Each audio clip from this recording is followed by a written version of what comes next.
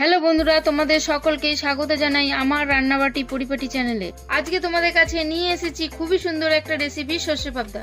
কিভাবে এই রেসিপিটি তৈরি করছি চলো দেখে নিই।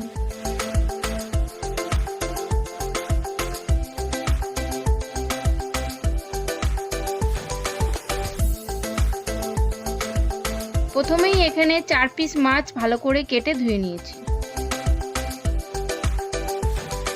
এবার মাছগুলোতে 1 চামচ নুন, 1 চামচ হলুদ দিয়ে ভালো করে মাখিয়ে 5 মিনিটের জন্য রেখে দিলাম।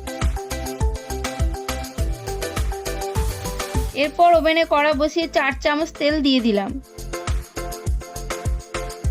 তেল গরম হয়ে এলে একে একে মাছগুলোকে তেলের মধ্যে ছেড়ে দিলাম।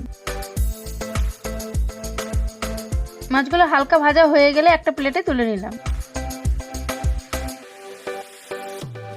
এরপর গরম তেলে অল্প কালো জিরে, 4 চামচ সর্ষে বাটা, 3 চামচ পোস্ত বাটা, 1 চামচ হলুদ, 2টো কাঁচা লঙ্কা, স্বাদ মতো নুন এবং 1 চামচ টমেটো পেস্ট দিয়ে ভালো করে কষিয়ে নিলাম।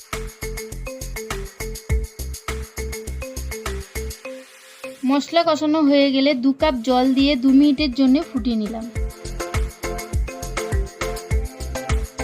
2 মিনিট পরে একে একে মাছ ভাজাগুলোকে কড়ার মধ্যে ছেড়ে দিলাম।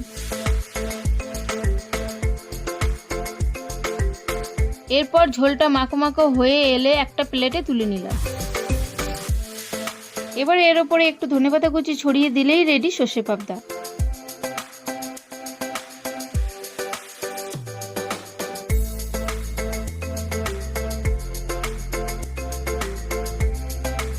তো বন্ধুরা, ভিডিওটি ভালো লাগলে কমেন্টে অবশ্যই জানাবেন। এরকম আরো ভিডিও দেখতে হলে আমার চ্যানেলটিকে লাইক, শেয়ার এন্ড সাবস্ক্রাইব করে দেবেন।